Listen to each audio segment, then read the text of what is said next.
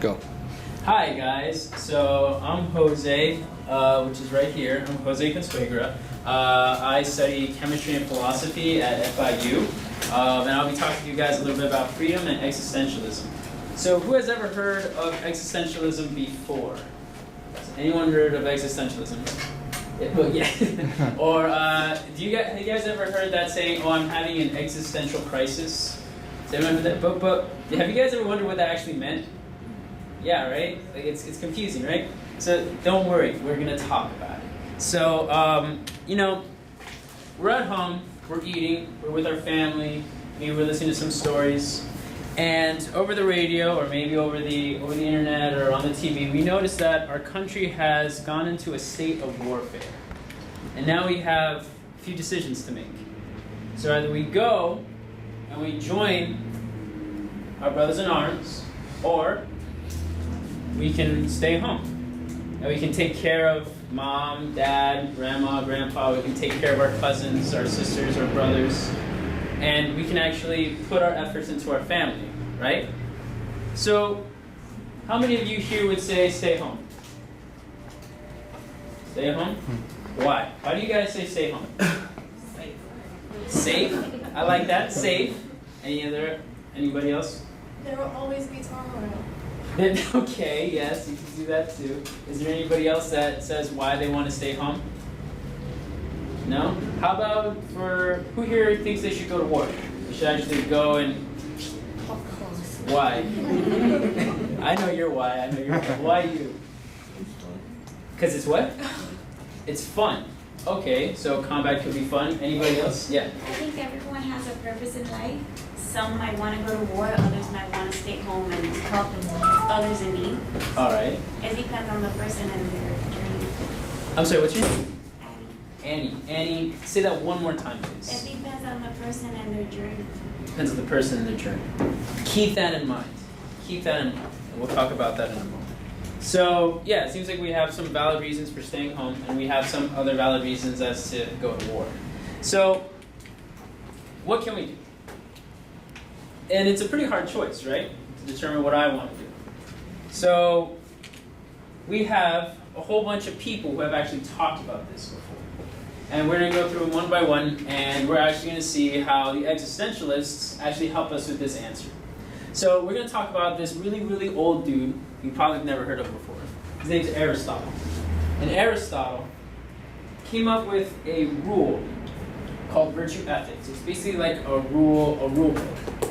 And virtue ethics, when applied to our question, go to war or stay at home, we ask Aristotle, we say, Aristotle, what do we do? Do we go to war or do we stay at home? And Aristotle says to choose a virtuous act. Oh, okay. Yeah. But Aristotle, what's a virtuous act? Oh, it's something that a virtuous person would do. Oh, yeah. So, do I go to war or do I stay at home? Is it clear or is it a little ambiguous? A little unclear? I saw this. Yeah. A little ambiguous, right? Yeah. Yeah, so it's like not clear, it's kind of shaky. I don't really know what you're talking about, man. So maybe we should, say, Aristotle, I like what you're doing, but let me go for a second opinion. How do you guys feel about that? You guys feel good about that? All right, let's go for a second opinion. So he come to a man named Immanuel Kant, or Kant, and he came up with like these house rules, these rules that you can never break, or you should never break. And these rules, we like to call them deontological ethics. Now what does that mean? It looks like a scary word, but it's not, I promise. How many of you guys here have heard the rule, never ever lie? Now how many of you have yet to break that rule? All right. So for Immanuel Kant, one of his rules, like you never ever lie, is you never ever or you always treat someone as an ends and never as a means. What do you think that means, as an ends or a means? Does anybody want to be brave and take a shot in the dark about that? Okay, So let's say I see a pretty girl or a pretty guy walking down the street, right? And I decide I want to get to know them, but I only want to get to know them because I know that I can have sex with them. So what's my goal? To talk to the person or to have sex? Have sex. So the person, am I treating that person as a person or as a thing? as a thing. So in this instance, is this person being treated as an ends or a means? Wait, who says means? Who says ends? So almost. So I'm treating this person as a means, and my end is goal. Yeah, my end is goal. My end is sex. But let's say I meet a really pretty person, male or female, and I just decide to talk to them. But I don't really. But I don't know. It's all right. But I don't really think about sex or anything. I just talk to them because I like talking to them. So am I treating that person as an ends or a means? Who says ends? Who says means? Close. So the person within and of themselves is the end, and my means is just talking to them. So I'm treating them as a person. But what about when we go to war, stay at home? Who am I treating as a means, or who am I treating as an ends? If I go to war, all the house chores are going to go to who? Sorry? Whoever's left. So I'll trust mom and dad to take care of the house, right? Am I treating them as an ends, or am I treating them as a means? As what? I'm kind of treating them as a means, actually. Because I'm going off to fight a war. My goal is to fight, to defend justice or freedom, and I'm, letting those people at home take care of it, right? So that doesn't work. Okay. So what if I decide to stay home, right? Now I'm doing it, right? So I'm treating my mom and my dad as ends, right? I'm taking care of them, I'm doing this, I'm doing that. But what about the soldiers fighting? How am I treating them? As means or ends? Means. Who said that? Yeah, as means. So I'm still breaking the rule, right? Whichever way I go. So maybe Immanuel Kant doesn't work either, right? What do you guys think? You think it works or it doesn't work? It doesn't work. All right, so then let's move on. How about Catholicism? One of the rules is always listen unto God, like the 10 Commandments. I ought to always listen to God, follow God's will. How many of you guys have heard this before? Yeah, right? Okay, but it just raises a lot more questions. Because if I go to war or stay at home, well, which option is God's will? Go home or go to war? Oh, wait. That's easy. It's whichever one I choose is God's will. But then I'm still left with a question then. So if any choice I choose is God's will, then how do I know which one's the best choice? I see you rolling your eyes trying to think about it. I got confused too while typing it, so don't feel alone. So Catholicism doesn't really help us, right? It just raises more questions, right? Kind of makes it a little bit even more ambiguous. So one of the cool things about existentialism is there are two individuals that are kind of pioneers about it. Their names are French, so bear with me. So her name is Simone de Beauvoir and Jean-Paul Sartre. And what they would say is our ethical rules are invent. Existence precedes essence. We'll break that apart later. But in terms of our option of going to war or stay at home, they would both say go to war or go home. Whatever has the most meaning to you. And we'll unpack that a little bit more. So this is Jean-Paul Sartre. He's very good looking. I don't know if you guys can tell or not. He actually did a lecture called Existentialism is a Humanism on October 29th, 1945. Very soon after after the Third Reich or Nazi Germany declared an unconditional surrender.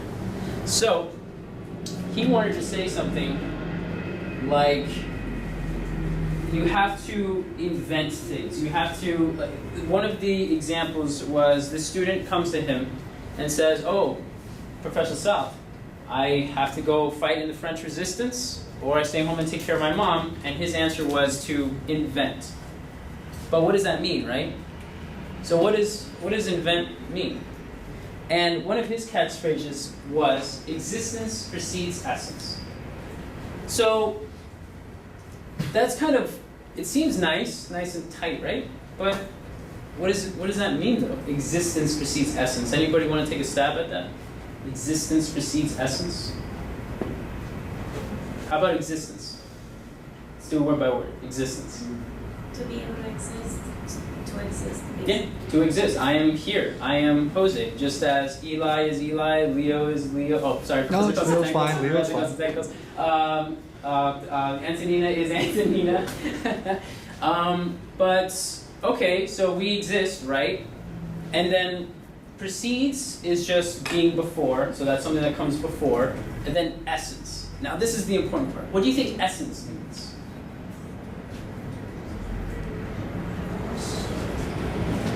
Yeah, Something that makes something what it is. say that louder.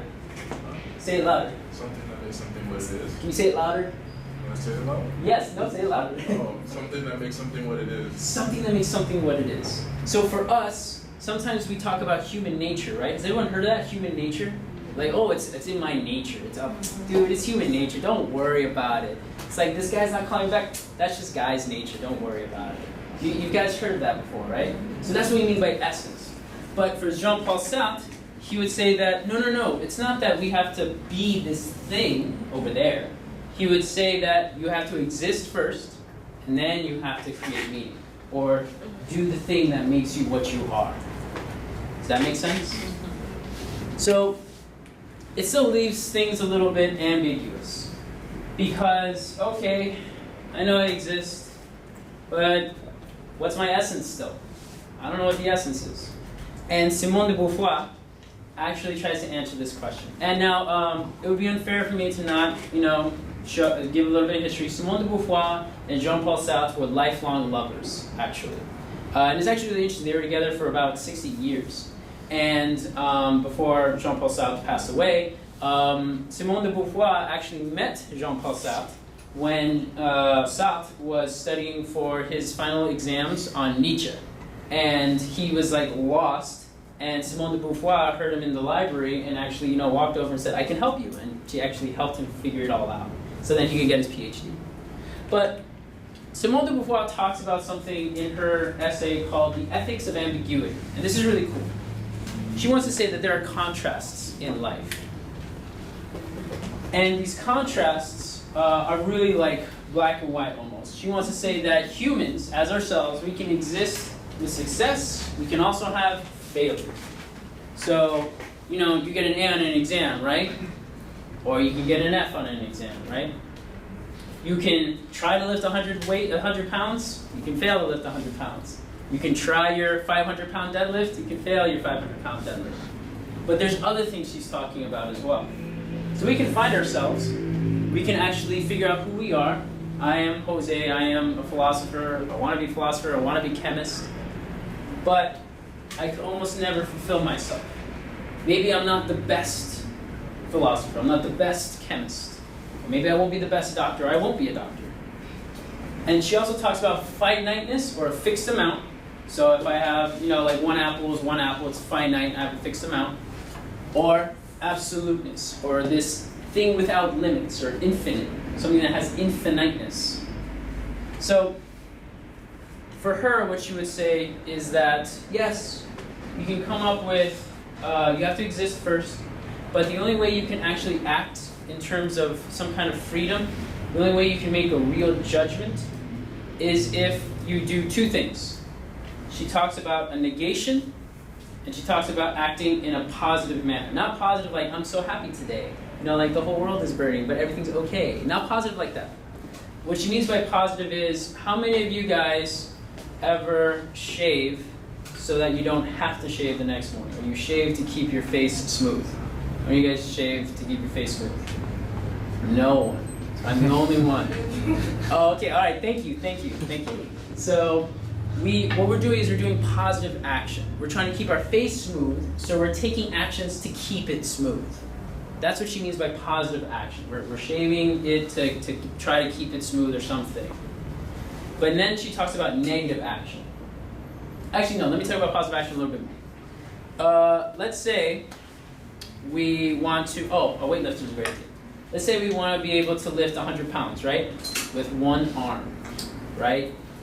So what do we have to do? Train. We have to train, we have to hit the gym, we have to start taking actions that help us toward this goal, right? But she would say that we're not acting in our most genuine freedom. we're not acting as free individuals. The only way we can be truly free, truly genuinely free, is if we act in negation. So what would happen if I tried to open that door, and there was someone on the other side who says, nope, can't get out? I want to get out, right? I mean, I want to get out so I can eat, go to sleep, probably go to class. I want to get out. I have things to do.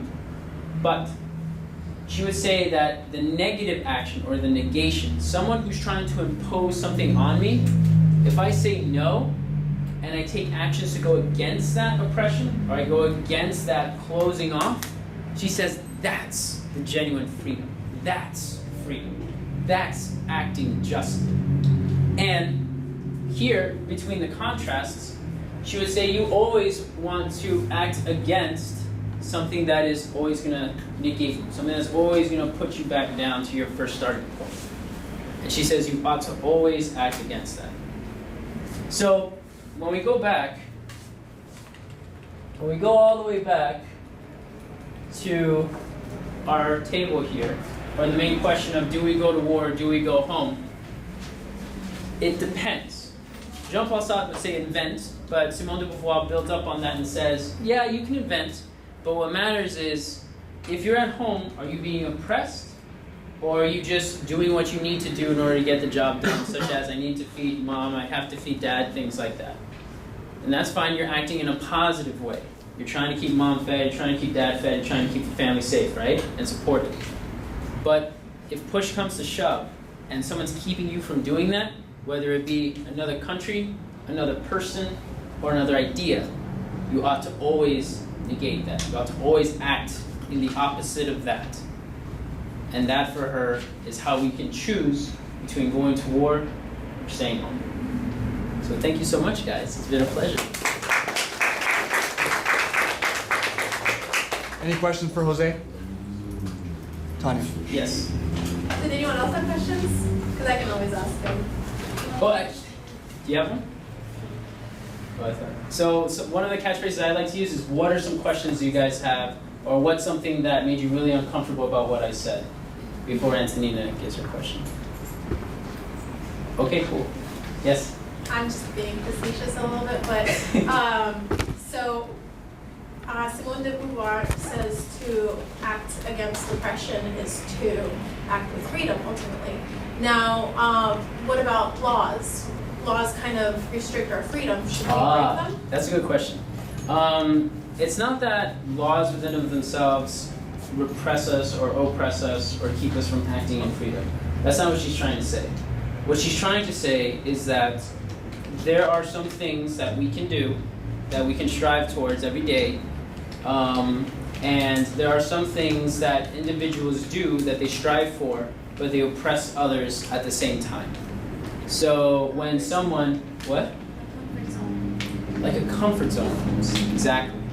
So if someone always wants to feel comfortable, they're not going to go out of their way to get exposure to new ideas or new people or things like that.